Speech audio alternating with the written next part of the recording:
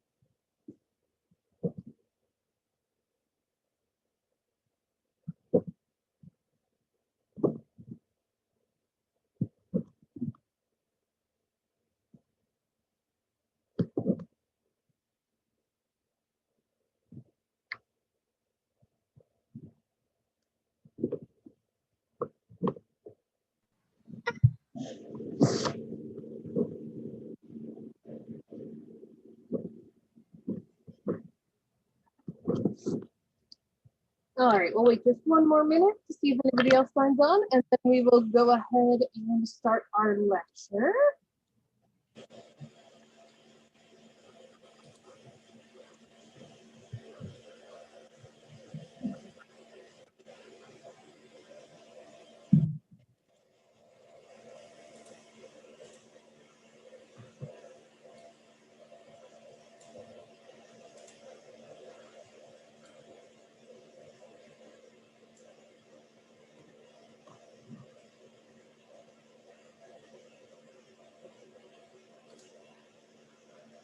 While we're waiting, I'm going to screen share here. Our syllabus, just to remind you of what's coming up, and everything's going pretty quickly now. It won't be too long till the end of the semester, believe it or not. So this week we're covering thinking, intelligence, and language. That's a lot, but that's how your chapter does it.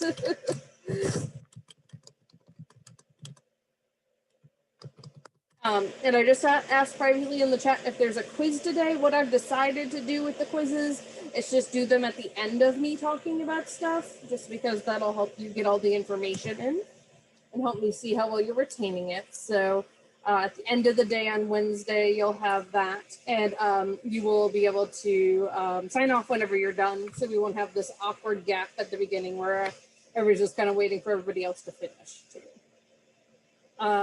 So swing to the media. And then the next one won't be until the 18th of November, which is not that far off, even though it probably sounds like it. But believe it or not, it's not that long until the end of November. So do keep up with the Connect assignments, though. I haven't changed the deadlines for those. So today you have the Learn Smart module due, and then the related assignments, Connect assignments, the interactive ones are due Wednesday. And then you have a bigger gap for the development ones, just again, because the development chapter is super long. So we cover that for several days. So basically what happens is we'll finish everything the Wednesday before Thanksgiving, like a week before Thanksgiving, do our review for exam 3. When you come back that next Monday, you'll have your exam 3, and then that Wednesday we'll have the review for the final, which again sounds crazy to be talking about, but it's not too long from now. Do make sure that you are doing your psychology experience credits. They're not due till that Wednesday after Thanksgiving, but up on Sona for a limited time. If anyone needs me to resend the questions for Sona, please let me know. But yeah, so we're gonna do thinking, intelligence, and language, and then development. Then you will have covered all the information for this class. So I am going to stop sharing that, and just double check my participant list, because I think several people did come in while I was going over the syllabus. So for people who might have just signed on, the Explain It to the Media quizzes, I have now shifted those to the end of the day on the last day we cover the material. So rather than like a pre-test or sort of a review of what we've been covering, I just feel like this will make it more likely people do well on them. I've also made them multiple choice so that you can get through them a little more quickly. We're all just tired at this point in the semester, and I'm trying to make things easier on y'all. To be honest, I'm trying to make things a little easier on me. And so, you know, whatever I can do to help you all get the material, retain it, and then again, hopefully do well on the exam and the final coming up. I will do that. Alrighty, so I'm going to go ahead and stand up and get my PowerPoint rolling here. So let me put that in presentation mode.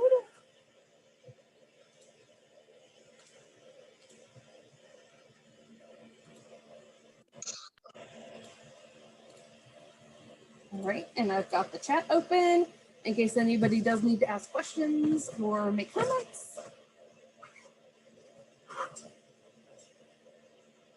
Move that out of the way and adjustment. There we go. Okie dokie. So like I said, today we're talking about cognition, thinking, and intelligence. And I think I mentioned this before we talked about memory. Cognition is this broad area of psychology that essentially entails thinking about thinking. It's a lot more than that, but it's about how we think, why we think what we think, how our brains, sort of process information. And more, this is becoming integrated with brain science. So, for example, there's a subfield called cognitive neuropsychology, where they essentially try to figure out how does this map onto processes in the brain. So, what is cognition? Essentially, information processing in the brain. It includes all of the following processes, and as I've mentioned, we've talked about some of these already, but we haven't talked about them all. So just thinking is one. Just mental processes in general, processing information that comes in and information that we're putting out.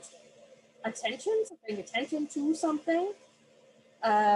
Sensation is part of cognition, as is perception, memory, language, reasoning, and intelligence. So it's a very broad category, and certainly someone who is a cognitive psychologist would specialize essentially in a small subset of one of these areas typically, although sometimes they sort of branch across them. So we're going to start by focusing on thinking. So what is it? So cognitive processes involved in forming a new mental representation. So the way we think about things is a mental representation in our brain. And it could be, visual, it could be thinking of words, it could be some sort of combination of the two. And we do that by manipulating available information that's coming in and that we're putting into our memory through the processes we talked about last chapter, and then information that we're pulling out. We're doing our recall, we're getting it out of our memory stores, we're doing that retrieval process. So it involves any number of activities like daydreaming, problem solving, decision making, all of those things involve thinking. And it involves the formation, manipulation, transformation, and interrelation of concepts. So what does that mean? Formation is coming up with concepts as you, if you go really advanced, as you discover new things, if you become a scientist or something. And then, if you are young, just forming those initial concepts, manipulating that information. So the information just doesn't come in and out, right? We tie it to things in our existing memory. We make connections. If we're thinking about sensation and perception, right? We change, the light information coming into our eyes and the things that mean that we can interpret what we're looking at right now. Like, oh, this is a PowerPoint Dr. Myers put up and it has information I need, right? Transformation. So again, thinking about making those things make sense to us. And then interrelation of the concepts as well. So how are these things related? How are they related to what I already know? So you hear me use this term concept a lot. You're probably like, Dr. Myers, what is a concept? Well, I just have a slide for you. It's basically a mental representation of categories. So they can be categories of items, of things. They can be categories of ideas. And it's based on our experiences. So they're mental categories used to classify ideas, objects, events according to common properties. So for example, we have categories of concepts in our brain for cars, right? For animals, for holidays, right? We just had a holiday over the weekend. For things as abstract as justice, right? And there are different types of concepts. A natural concept represents an object or an event, and it involves a mental prototype or a generic image that represents a typical or sort of best example of that concept for us. So the prototype is, thinking about, if we think about a dog, like what is the type of dog that immediately pops in your head? For me, it's either like a golden retriever or a German shepherd for some reason. That's what I think of when I think of dog. Now, that doesn't mean I don't also understand that like a Chihuahua is a dog and a Newfoundland is a dog, right? But like we have the sort of generic idea of what a dog is. You could also have what's called a fuzzy concept, and that's one that's not clear cut. And you do tend to see a little more of these in the natural concepts, right? There are just ideas, events that aren't as easily described. Artificial concepts are defined by rules. So these are things like dictionary definitions or math formulas. If any of you are taking natural sciences right now, something like chemistry, those chemical properties of elements, right? These are things that we as humans have essentially like constructed meaning for. And the purpose of both natural and artificial concepts is to make our experiences more meaningful and to help organize our thinking. We're trying to think as efficiently as possible so that we can respond to things in a timely manner, as quick as we can. All right, so let's give an example of a concept. All right, so in the chat, somebody define, or everybody try, define what a chair is for me.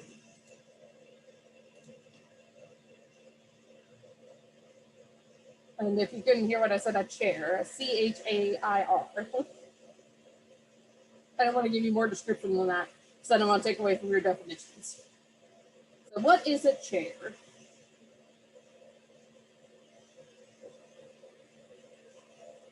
A piece of furniture you sit on. All right, that's a good generic definition. I like it. You've got a piece of furniture for resting, something you sit on, something we sit on, a semi-flat surface that you sit on. Yeah, okay, so everyone's kind of coming up with the same ideas. But then it's sort of what you relax on. Well, I like that one too, right? But then it becomes a little less clear when we look at some of these things, okay? So, oops, I clicked on the chat. There we go. This is probably sort of our prototype of a chair, right? Something along these lines, right? When we look at something like this, it's fancier, it's got arms, we can still say, yeah, that's a chair. Right, and then we start to get into some modern stuff. It doesn't really have 4 legs, right? It kind of has 2, but we still understand looking at that. That's a chair, right? Ooh, so now we're getting to a little more abstract, right? Okay, but we can still see, okay, 4 legs, some arms, there's a place you sit, right? And we might have one that has one giant leg, right? No arms, but we certainly recognize that as a chair. Or we might have something as abstract as this. So this last one is in fact a chair, but it's more difficult for us to think of a chair, even though the artist declares it to be one, right? Because it doesn't quite fit our prototype. Yeah, and then if you kind of went the other direction, right?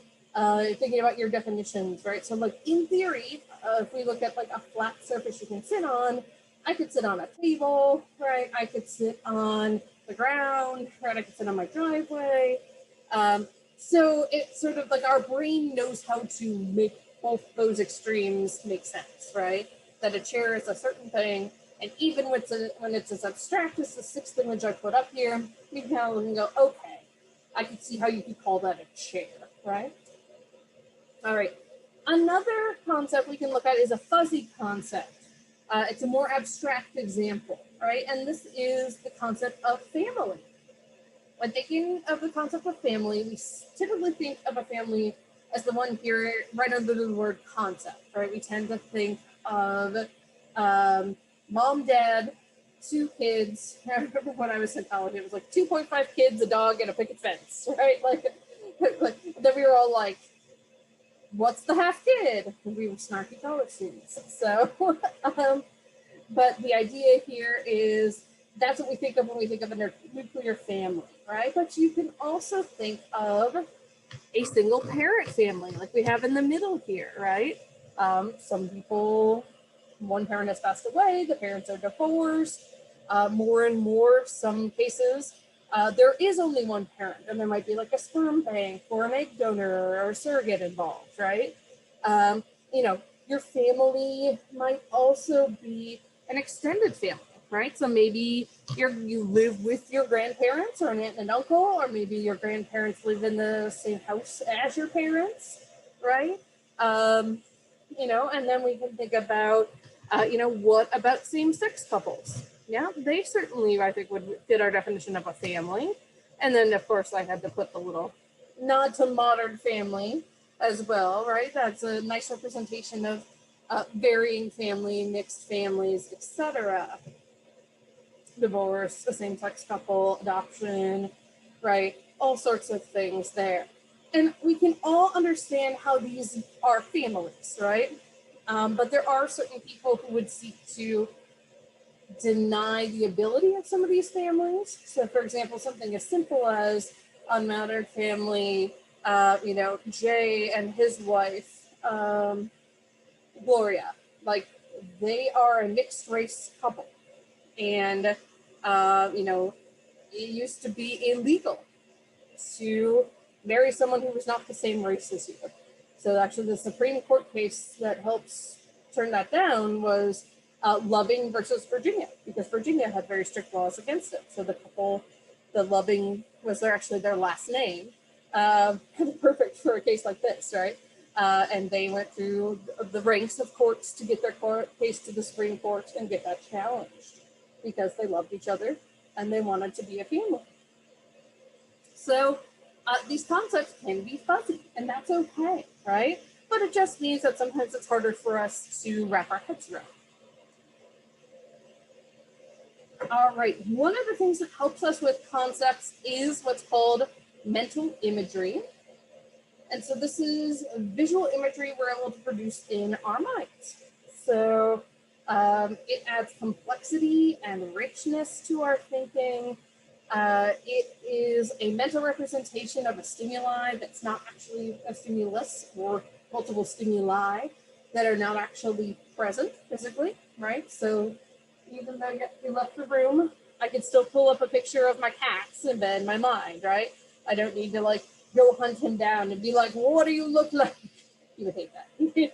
As much as he's snuggly, he hates being picked off. So we joke he turns into liquid soda cat, which oozes out of our arms. Right, so I'm able to hold a mental representation of Simba or of a lot of different concepts. Thinking with sensory imagery can be really useful in problem solving, because then we don't have to, say, go to a place to try to figure something out. We can, again, envision it in our minds. Cognitive maps are something we use here. These are a cognitive representation of a visual concept. It's a mental representation of the external environment that surrounds us. So a cognitive representation of a visual concept. It's essentially a mental map, right? Your own GPS pulled up in your head. And this is part of what we call spatial cognition, which is how we navigate spaces and keep track of objects in our space.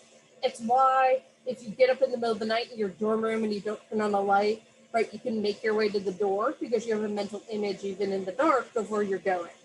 But it's obviously going to be problematic if your roommate left something right in front of the door, right? Not pretty. And they're not always accurate just in general, even if someone else hasn't manipulated the information. So let's try a couple here. So just to yourself, think, which city is further west? Reno, Nevada, or San Jose, California?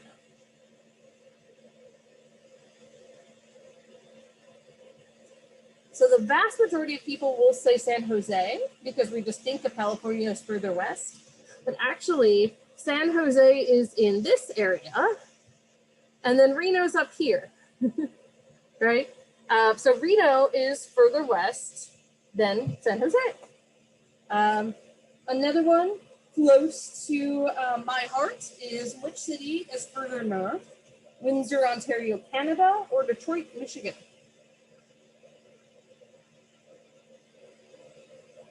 So again, here, our inclination is to say Canada because we think it's always north of us. But there's one place in the US that you can stand and look south on Canada. And that is, if you're kind of standing right here in Detroit, so that's downtown Detroit right there. I grew up in the Detroit area. And that's sort of like a weird quirk they're proud of. Like, oh, you can look south on Canada. Okay, guys. But yeah, so, you know, our mental representations are not always 100% accurate. Also, you know, they're not always perfect for even places we do know pretty well, right? So you might have directions in your mind, but you get it turned wrong or something, right? That's why so many of us are relying on Google Maps or whatever sort of mapping system GPS you use when you're walking or driving places. I personally love having the map app open on my phone with like headphones in, so no one knows that that's what I'm doing, right? Because I don't like looking like a tourist when I'm in places I don't know, and it works pretty well. There are a lot of jobs that require visual imagery. So for example, being a pilot or a taxi driver. So the cab drivers in London, they actually have to take tests about the London streets and be able to navigate them without using any kind of map or GPS.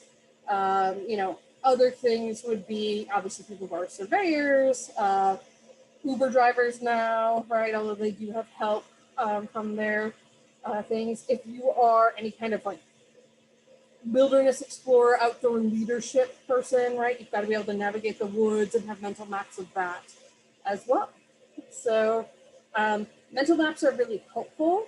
There's also some really cool quirks about mental maps of like, if I tell you to think about walking from one place to another, it actually takes you longer to think about walking someplace further away because it's almost like mentally you're actually going through it.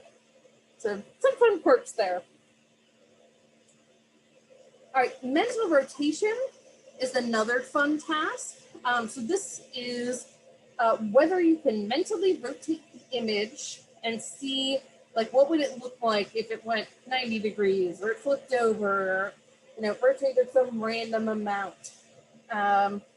So it was developed as an objective test of your ability to do mental imagery and do it well. And some evidence has suggested that men can do this better than women. And Crawford, Chaffin, and Fitton in 1995 really looked at this, and they said, why are we finding gender differences as something as random as a mental rotation? I don't have to imagine him now. He's walking on the keyboard. Yeah, I don't need you to pull up like the source code for this, bud. So what they looked at is, what's making this difference? And what they found is it seems to be related to expectations. So women tend not to expect to do well on this because they tend to have been told most of their lives, although this is changing with, integration of STEM programs and encouraging women and minorities into STEM fields, right? But traditionally, women have sort of been swayed away from the sciences and technology, sort of told, oh, women aren't good at that, right? So what Crawford et al. Did is they tried telling people, this is a test of your reasoning and problem-solving abilities, versus they told some other people, this is a test of spatial ability. And then sometimes they would tell them, this is a test of spatial ability and men do better on this. And what they found is that if you don't label this as like a special task and you don't point out the existing sex differences, they don't actually come up. So this is actually having to do with our expectations of our abilities. And there's actually even been some research that shows that even if you ask people to just report their gender on like a demographics form before they do this task, women do worse because it sort of primes them to think about the fact that they're a woman and all the things that go along with it for expectations in society. Again, the hope is that this will keep changing as we, again, encourage women to go into the sciences, but certainly it's a piece of it. There are also gendered experiences with activities involving spatial abilities. So we tend to give boys more toys that are science related or spatially related, things like building blocks, vehicles, encouraging them to build things, right? And again, this is changing, and a lot of parents are introducing their girls to these same toys, right? Girls tend to be given more things like dolls and tea sets, right? Which do encourage really great behaviors with nurturance that sets them up to be, nurses, doctors, what have you. But you also need the science part of that, so that can be a barrier. We also, in general, tend to see boys play video games more than girls, although that demographic is changing, and I think about 40% of video game customers now are women and girls, so that is changing. Another study did something really cool, and they had people do a really brief training, or they might play a video game for 15 minutes, or do a brief like sort of 3D training manually or on the computer before they do this mental rotation test. And when they do that, they find that, again, gender differences disappear. So it's not that women have an innate inability to do this. It's just they perhaps are not always given permission to or given the opportunity to. So what you do here is you take this image and you say, okay, if I rotated that around, which of these would match up? And so you actually have a cheat sheet down here. 2 and 5 are the ones that match up. So if we look at this one as 2, the actual one is 1, and then 5 down here work if you would mentally rotate them. And this is also another interesting task to get people's reactions to when they do it, because some people just sort of look and feel like they can match it up, and some people feel like they are actually sort of mentally rotating the object in 3D space. I do that when I do this task. So it's certainly an interesting task that gets at some interesting cognitive abilities. Alrighty, and so we've touched on schemas a little bit. We're going to go into a lot more detail here. A schema is a cluster of related concepts. A cluster of related concepts. So we're taking concepts, we're bringing a whole bunch of them together. Well, a cluster of them, however many a cluster is, right? And that provides a framework for thinking about objects, events, ideas. So it's a cluster of concepts, and it gives us a framework for thinking about objects, events, ideas. They're mental structures, and they're organized patterns of thinking. It consists mostly of general knowledge about a situation, an object, an event. In therapy, the term schema is related to the concept of core belief, and that's used to describe global and absolute rules for interpreting information about the self and about the world around you. So, your core belief might be something like, I am unlovable, or relatedly, I am bound to be alone, or I am stupid. And the goal in therapy, at least modern therapies that look at these schemas as part of it, are to get more adaptive versions of those schemas. So I'm a generally likable person, or I am lovable, or if I work at something, I can master it. Okay, so again, sort of changing your schema about yourself, all those concepts about yourself, to be, and they don't even talk about them as being necessarily positive. They don't want them to be shiny, glowy, and all of a sudden make you a narcissist, right? But to be more adaptive. Now, a special type of schema is called a script, and a script is a cluster of knowledge about sequences. So cluster of knowledge is about sequences of interrelated specific events and actions. So cluster of knowledge about sequences of interrelated specific events and actions. And these are expected to occur in particular settings. So this is, you have a script for when you, go to class in person, right? Now you got to have your mask on.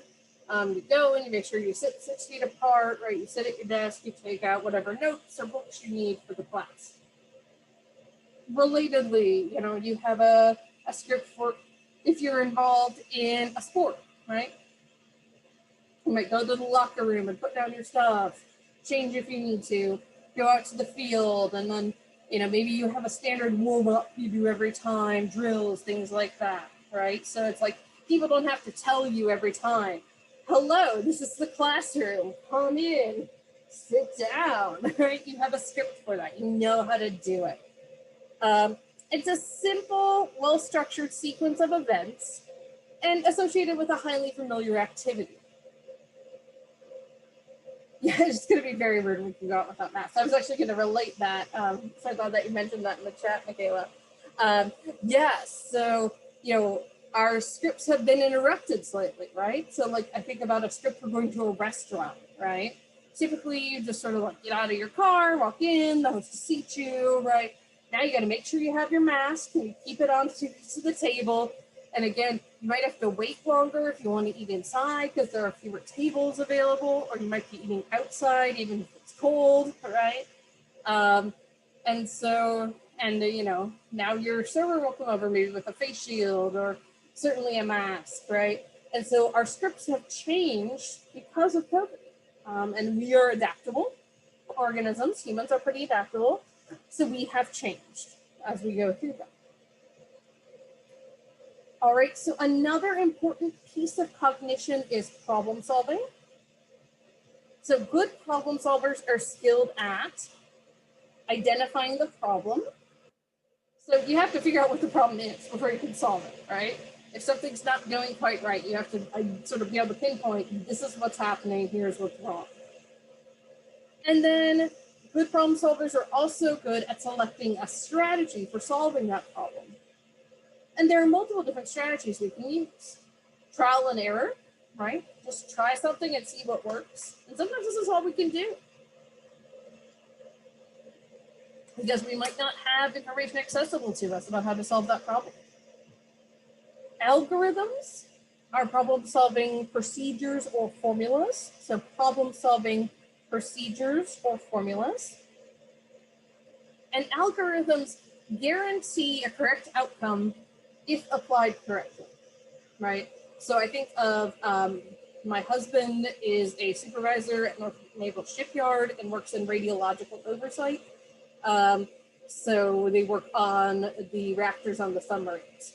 So they have clear procedures, like manuals and manuals of how they're supposed to do things. And if X goes wrong, here is the procedure for dealing with it, and that fixes it, right? That's an algorithm. Another example is if we do something a little more simply, when you take math class, right? There are formulas that if you use these, you will get the answer, right? That's an algorithm.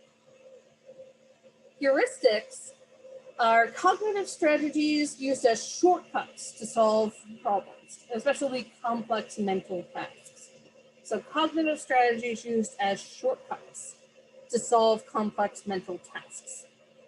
Now, heuristics, unlike algorithms, don't guarantee a correct solution, but they will help you get there, or at least get closer. So useful heuristics can include working backwards, so start with the problem and try to backtrack. And this can be literal, right? If you've lost something, right, you might kind of backtrack through your day mentally and be like, okay, where was I? Where could I have lost it? Where could I have left it, right? And right now this is easier for me because it's like, where in my house is it? So it's not really late, right? But typically it might be, okay, I was at Harris Teeter and then I went to Dollar Tree. It could be at either of those places, right? They can also include searching for analogies. And here we're talking about similarities between this new problem and an old problem, one we've solved in the past. So similarities between what we're facing now and what's worked in the past. So that what can we pull from our knowledge base that has worked in the past that will give us the ability to solve this novel problem. And another thing that works really well is taking a big problem and break it into smaller problems. You have more manageable steps, those become sub-goals. If you have more than one person working on a problem, right, you can sort of delegate that. So we see this a lot, say, in business or industry. There's some sort of issue that comes up. Okay, let's break it into what we need to do. And, Jane, you do this. Johnny, you do that. Jamal, you're up for this, right? And so you take those and you work those pieces and then you put them all back together and you solve your problem. Insight is also something that can happen. Sometimes we aren't even aware that we're using a problem-solving strategy. The answer just comes to us. It's a sudden and often novel realization of the solution to a problem, right? It's almost like you might not even be thinking about it and something just comes to you. And this is like that eureka moment that you get. For example, my grad advisor, when we were stuck on a paper in grad school, sometimes she'd tell me at the next meeting, I came up with a solution while I was walking my dog. Like there would be something, or she'd be like, aha, well, she was out there. She had to remember it until she got home and she could write it down. Insight can be really useful too, but you can't force insight to happen, if that makes sense. So working backward, here's a nice illustration of that. It's just what it sounds like. You start with the solution and then you figure out how to get there, right? So here we might, the mouse, if we were trying to chart a path for the mouse, right? We would think about, okay, there's where the cheese is. Let's figure out how the mouse can get there through the maze. Or we can kind of think of this as, typically you'd have the cheese in the middle and the mouse would have to go through the maze to find it. But here the mouse has got to work its way out of the maze.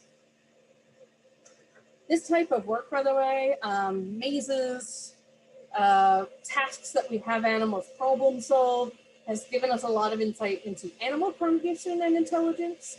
And on Wednesday, we're going to talk quite a bit about that, and we'll have lots of videos to watch relevant to that, just because it's one of my sub-interests. I find it really fascinating.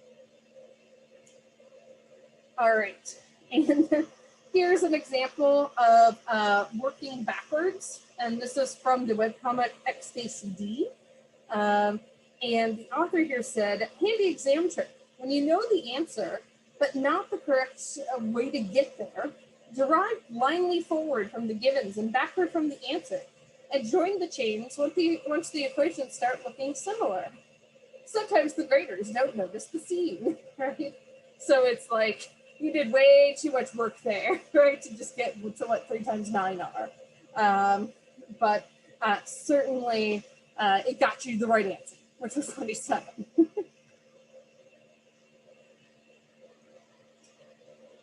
Alrighty. In terms of obstacles to problem solving, the mentor set is our tendency to respond to a new problem in the manner used successfully for a previous problem. And as we just saw, sometimes that's a great problem solving technique, but sometimes that gets in our way, right? If that's the only way we can think of solving a problem, we would miss other solutions that would actually be really helpful. We find this sometimes in organizations, businesses, colleges, right? Where they're like, this is the way we've always done it. And sometimes you have to really encourage people to break from that and be like, yeah, but this is going to work so much better, right? This is actually going to solve our problem. And so that can be really hard to overcome.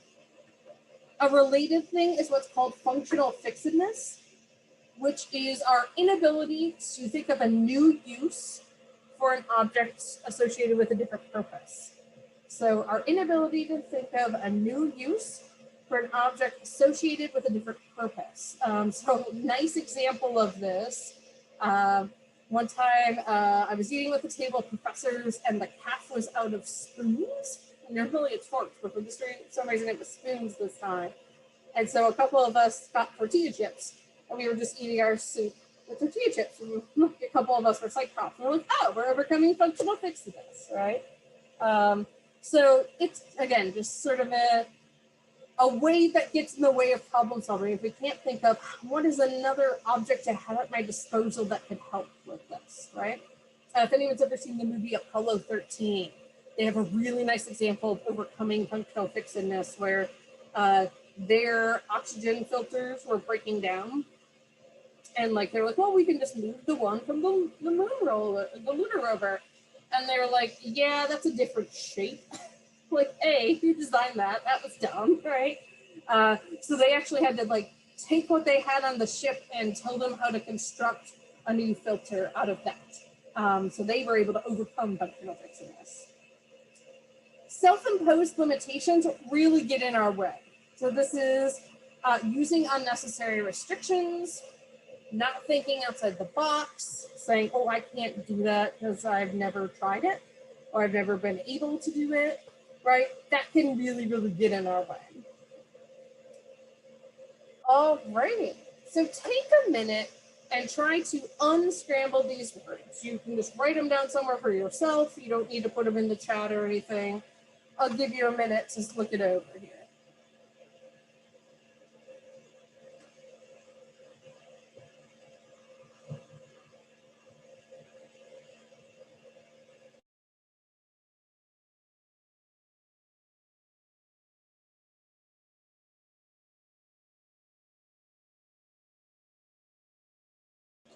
While y'all are doing that, I'll be right back. I don't have any Kleenex in here, so I'm gonna go grab one.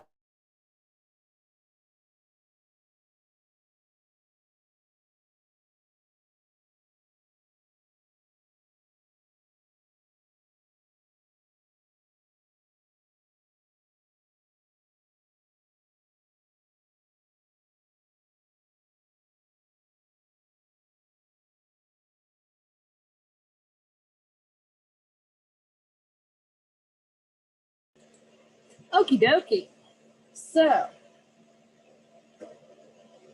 the algorithm you used to solve the first column might have prevented you from seeing the multiple solutions for words in the second column, right? So if you're like, oh, okay, there's one word, I'm going to do this, it might have sort of thrown you off for the second column, and you might not have been able to unscramble any of them. Or you might have been able to overcome that and actually come up with one or more solutions for the second column. All right, now we're going to do the 9-dot problem. If you have pen and paper available, do this for yourself. If not, you can try to do it on the computer screen or your phone screen with your finger. So without lifting either your finger or the pen, can you connect all 9 dots with only 4 lines? So again, I will give you a minute to look at that.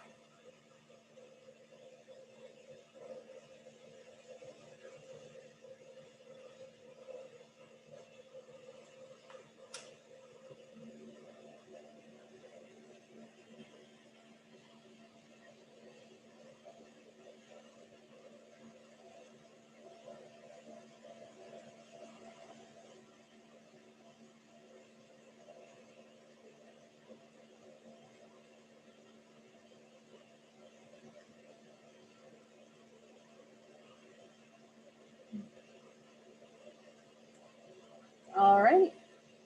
So these are the 2 possible solutions. You know, we often struggle with things like this because we don't think of drawing diagonals, and we think, you know, we have to be able to go through the middle of all the dots, right? But not necessarily, that wasn't part of the instructions, right? And we also think we can't go outside the frame, right? So we think that, oh, we'd have to like make a connection here, right? But yeah, you kind of have to think literally outside the box of the 9 dots to solve it. Yeah, I mean, this is certainly something I wouldn't have come up with on my own. My husband probably would, because his degree is in mathematics, and so he can kind of think in this way better than I can. But yeah, it's really interesting to kind of think about, these are different ways you could solve it. So, okay, we've talked about what might work and what doesn't work. How can we actually go about problem solving? Like, that's actually helpful information, right? All right. So psychologists believe that problem solving can be represented as a 4-step process. Stage 1 involves identifying the problem and figuring out how complex it is. All right. What's the problem in front of me? How hard is it? How difficult is it going to be to solve? Knowing both those things will help you to start thinking about potential solutions, right? You know, what are resources I can draw on? What are, you know, ways to start breaking this down? Things along those lines. And you come up typically with, you know, a long list, or at least, you know, several possible solutions to that issue. And then stage 3 involves the evaluation of those. Okay, so which of these is actually going to work, right? And so you might actually have to do some trial and error, or you might be able to sort of mentally be like, that one's really far-fetched, let's throw that out and let's try this simpler one.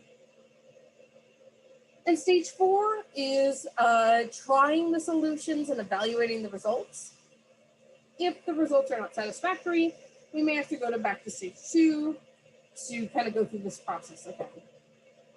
But the biggest thing that I think a lot of people sort of skip over when there is a problem to be solved is that, you know, just identifying the problem and how complex it is, right? People will just be like, something's horribly wrong, and not take a minute to figure it out.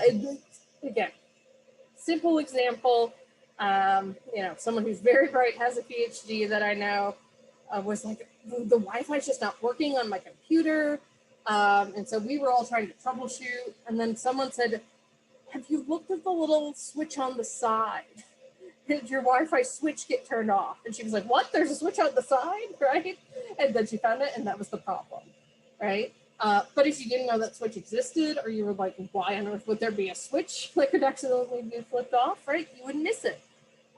So that's the biggest thing, is to try to identify what is actually your problem. Yeah. Here's another funny example, actually. So my husband was in the office last week, and with all the storms, their power flickered out for a couple minutes. And kind of joking about this, one of his coworkers said, hey, did anyone else's internet go out? knowing full well the whole power is out because the room was dark. And then when the power flipped out, my husband yelled, "Try it now!"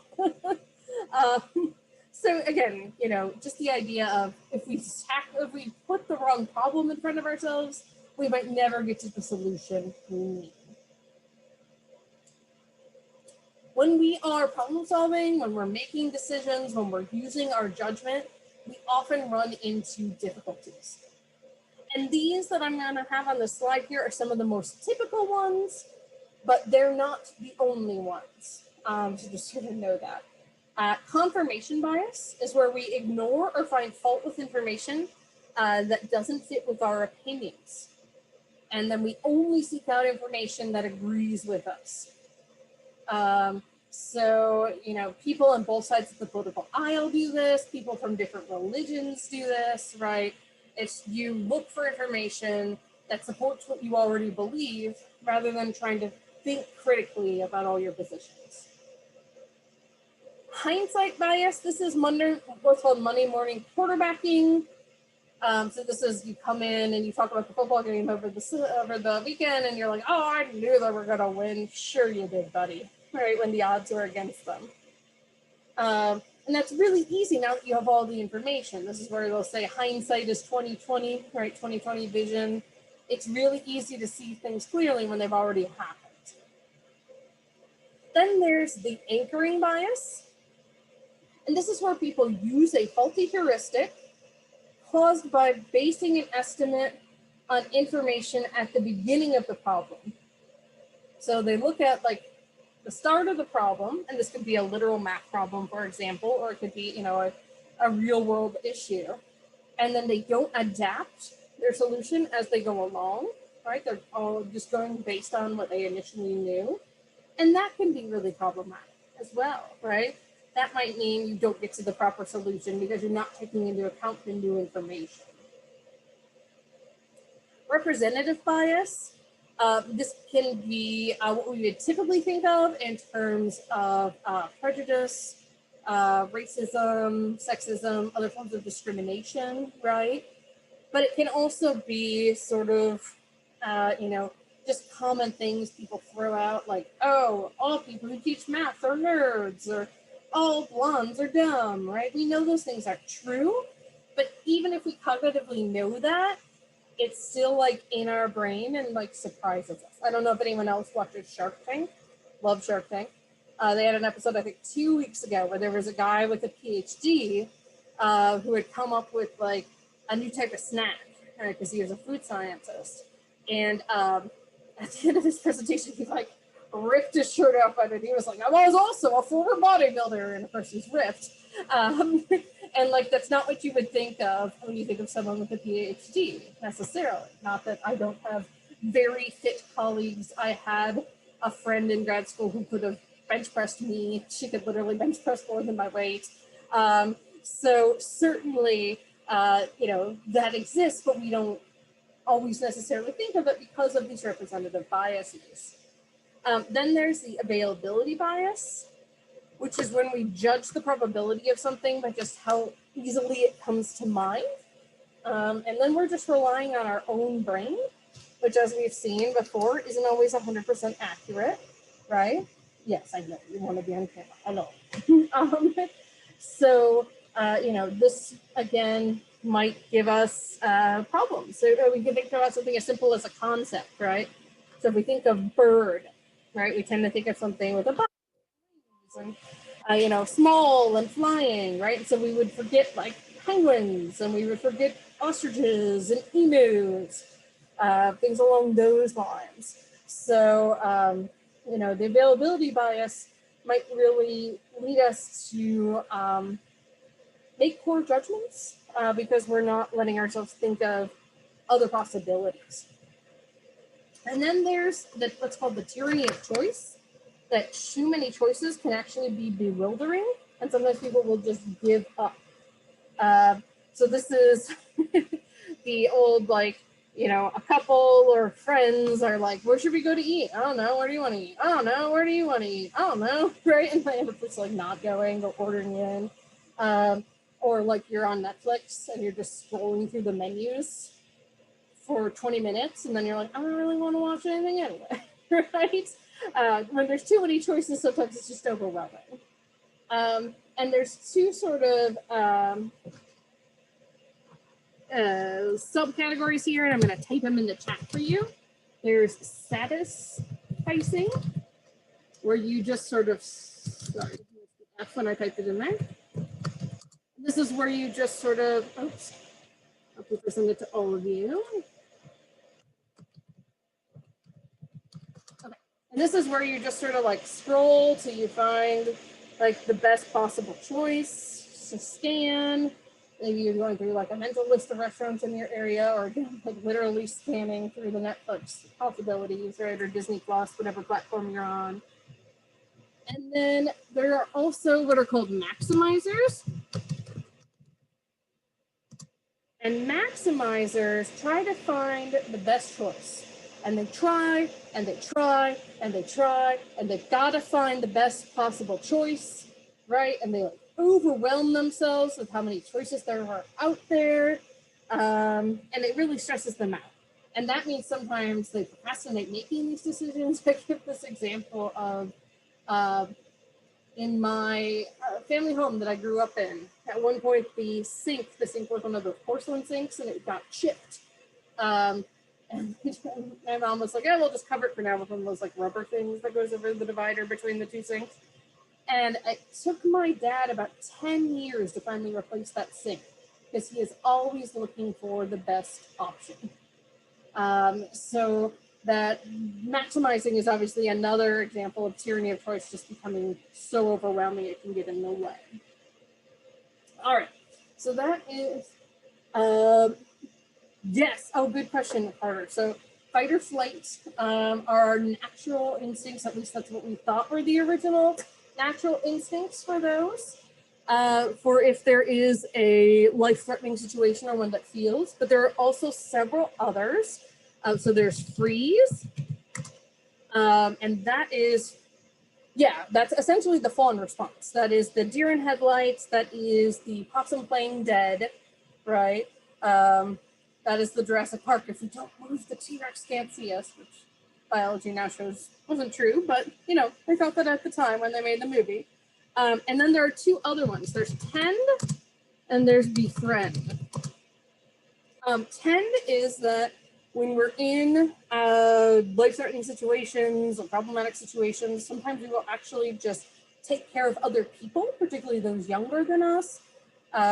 So the interesting thing about tend and befriend is they didn't find them until they started doing research with female participants. Like for a long time, they only used white rats or other lab animals, and only male rats or other lab animals. And they only used men as participants in studies. So when they started to look at these things in women, they found that this tend reflex is there. And this is if you've ever been driving and you have to stop real quick, you put your arm out, right, to like protect the person next to you.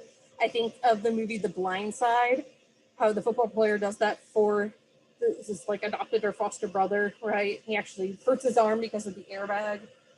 So this is not something we see only in women or female animals. We just didn't recognize it until we started looking at them. In nature, the example of this is mammal herds. So horse herds, elephant herds, what have you. If there's a threat, we'll actually form a circle and put the young in the middle to try to protect them. So for horses, they do butt out so they can kick at whatever the predator is. Elephants, I'm not sure which way they go. I mean, it would be an impenetrable wall, basically, right? So it wouldn't help. Yeah, maybe appeasing someone, but one thing I should clarify about these is these tend to be split-second things. So fight or flight, freeze, tend to befriend, tend to be immediate reactions when there's like a situation that feels life-threatening. So it wouldn't necessarily be something we like stop and have cognitions about. But certainly that inclination could go into trying to appease someone rather than doing for yourself. Befriend maybe kind of goes along with that. Befriend is essentially building up a network around you. So when there is a crisis, you can go to someone. And sometimes we don't even realize we've done this. I'll give you an example. So last early spring semester, I think it was February, somewhere like that. My husband was in upstate New York for 5 weeks working. My parents had been in town, but had just left. So it was just me and Quinn hanging out. Cool. And she got sick one day, so I actually had to leave class to go get her. And the class was great. They had class without me because it was discussion-based class. I brought them donuts the next day because they were awesome. And we couldn't quite figure out what was wrong. I took her to the doctor and they're like, well, she has a fever, but not really anything else. And then she was fine the next day. I think I kept her home the next day, but she was fine on Thursday. Took her back to school, and when I picked her up, they're like, she's got this rash. And I was like, you know what? She's on an antibiotic. She might be allergic to it because her dad and I are both allergic to antibiotics. So I took her to urgent care just so I could get a note so I could take her back. And it turned out she had hand, foot, and mouth, which is really common among kids who are in daycare. And it kind of looks and acts like chickenpox. And so I was like, she can't go to school tomorrow. And I was supposed to do interviews for the Baton Honors College. And so I was like, what am I going to do? And so I started contacting people I knew, and no one was available in my initial network. And I was like, think. Who else could you contact? And so my husband had a phone meeting with someone from our church. And so he talked to them, and they were like, oh, we can do this time. And I was like, okay, that's part of my day. And then I was like, wait, they're Baton Honors College interviews. The honors students will be on campus and awake. And so I emailed some of my honors students, and one of them said, of course I'll come hang out with her. And she did, and Quinn still remembers her. It's really cute. But so I had to expand my befriend network.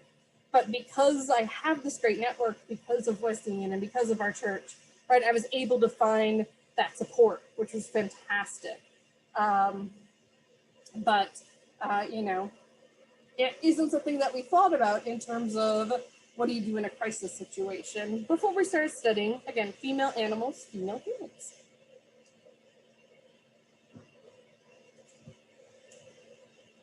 Alrighty, so now we're going to switch gears. This chapter is kind of weird, and it's not just this book. Other intro books do this, and they're like, oh, we'll just sort of throw a bunch of cognition stuff together, right? And so intelligence is kind of lumped in here. And it could honestly be its own chapter, they'd just be shorter chapters. So now we're going to switch gears for a lot and talk about intelligence, which certainly involves cognition, but is sort of a distinct concept in and of itself. So in 1904, a new French law required all children to attend school. Prior to this, really anywhere in the world, this wasn't a requirement, mostly because with agriculture, children were being needed to work in the fields. And when the Industrial Revolution started, many children worked in the factories with awful, horrible conditions for the kids. And so this was partially in service of protecting those kids from that, and also a growing recognition of how important education was. So, because of this new law, knowing all these kids are going to go to school, and you might have kids who are 9, 11, 12, who've never been to school or haven't been in a while because they've been working in factories, right? So we need to identify a way to help students who need remedial help. We're going to need a little bit of help to kind of get up to stuff, to be brushed up. And so Alfred Binet and Theodore Simon, and they're probably actually Alfred Binet and Theodore Simon, something like that. Bring back my high school French. They developed a test to do just that. I thought, okay, let's try to figure out the kids who we need to help, and let's come up with a test we can pretty easily administer to get at them. So their distinguishing features here is that they were measuring the students' current performance. So they were not measuring innate intelligence, what you were born with. They were like, okay, how would you do on these tasks that are related to school right now? They wanted to identify those who needed special help, but they didn't want to just say, this kid's smart, this kid's not smart, right? They actually wanted to look beyond categories and say, who can we help and in what ways? And they emphasize training and opportunity, and that could affect intelligence. This is sort of revolutionary in and of itself, because, I mean, to this day, there are people who think like your intelligence is just born into you and you can't do anything about it. It is relatively stable, but it's also really dependent on things like, were you exposed to books in your home growing up, right? Were you able to go to preschool? That's why programs like Head Start are really important for kids whose parents can't afford, private preschool. So, the fact that they recognized this over 100 years ago is important. They also constructed it empirically using the scientific method. So it's based on how kids perform rather than some sort of abstract theory of intelligence.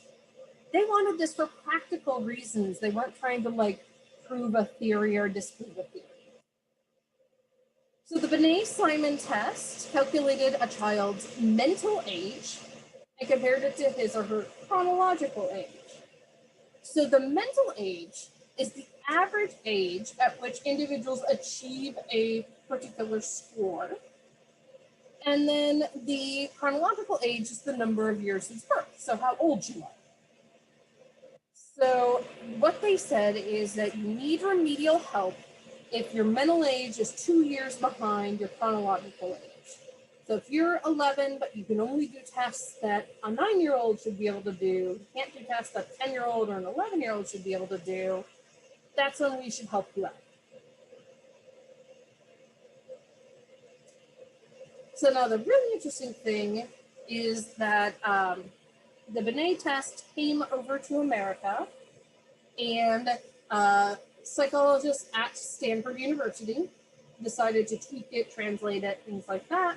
And so in America, this became known as the Stanford Binet test. And so you may have actually heard of this before. And testing became really widespread. They would still test school kids, but they also started to use it to assess Army recruits to see if they were competent to follow instructions. You want that in the heat of battle, right? And unfortunately, it started to also be used for eugenics type purposes and testing immigrants and essentially trying to prove they were intellectually inferior.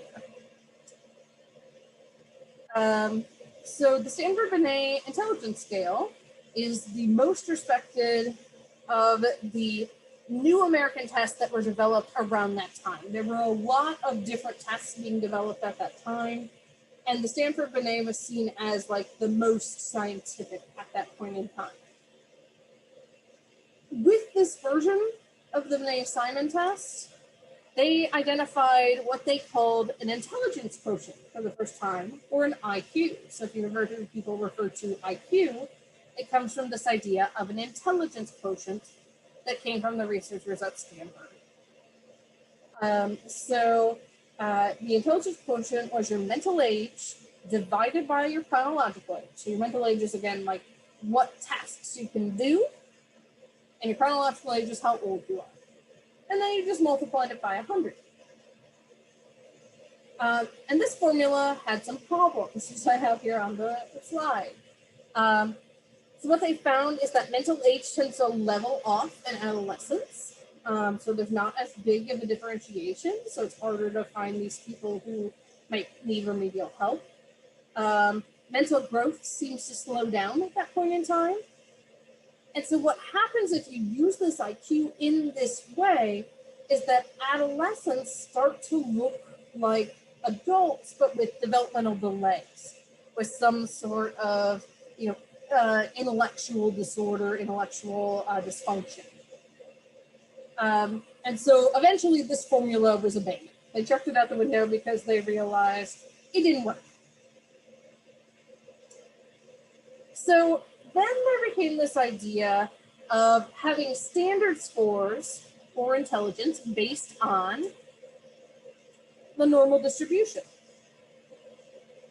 So a normal distribution is a bell-shaped curve representing the spread of a characteristic throughout the population. And the idea is most people will be in the average range, When you get either to the really low range or the really high range, you're going to have many, many fewer people there.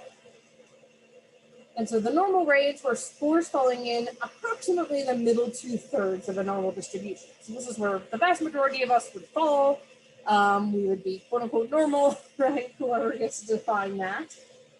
If you take abnormal with me next semester, I talk about how, like, you know, who gets to define abnormality can be really problematic. But essentially, this lets us see what is about average intelligence in this case. And so here is a graphic illustration of the IQ curve, and this is what we tend to use in this day and age. So almost all IQ tests now are normed so that the average score is 100, and then the standard deviation is 15 points in either direction.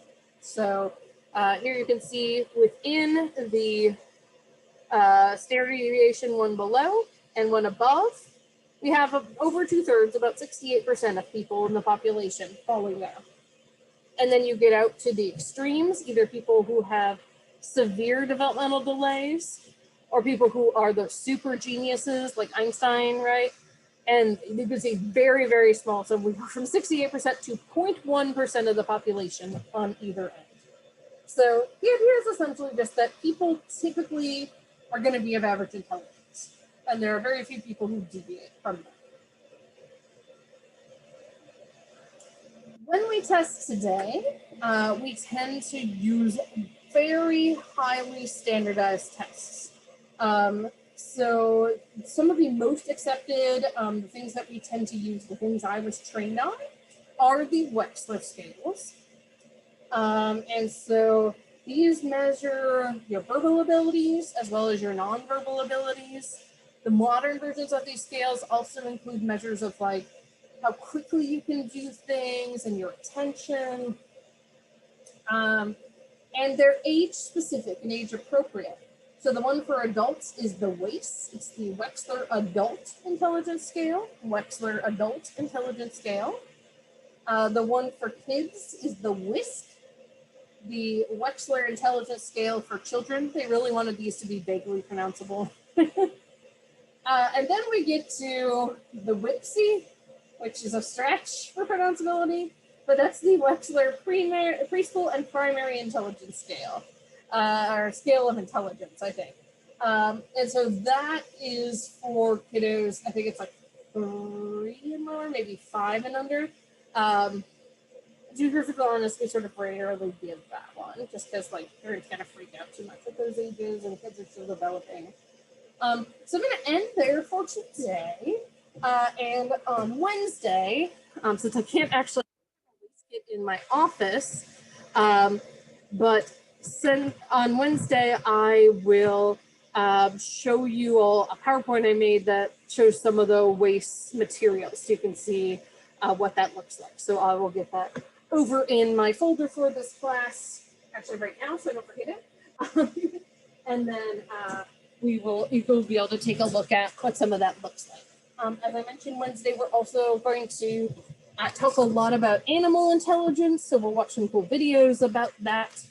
And Wednesday at the end of class, we'll also have your Explain It to the Media quiz. So everyone have a good day. Everyone vote if you haven't yet. Vote tomorrow. Be safe when you do it. And take care. And I'll stick around in case anyone has any questions. Yeah, I wasn't in class. I kind of got in a little later when you were talking about what's happening at the beginning of class. So I missed like the first 5 minutes. So if you could just like briefly do that or tell me what is coming up. Like I know there's an exam, but I don't really know like the timeline for things. Yeah. So if you look at the syllabus on Blackboard, it'll help you get an idea for all this. But essentially, this week we're covering this chapter, and then we're going to spend 2 weeks on development. And when you all come back from Thanksgiving break that Monday, you'll have your exam. And then we'll have a day of review and like parsing everything out.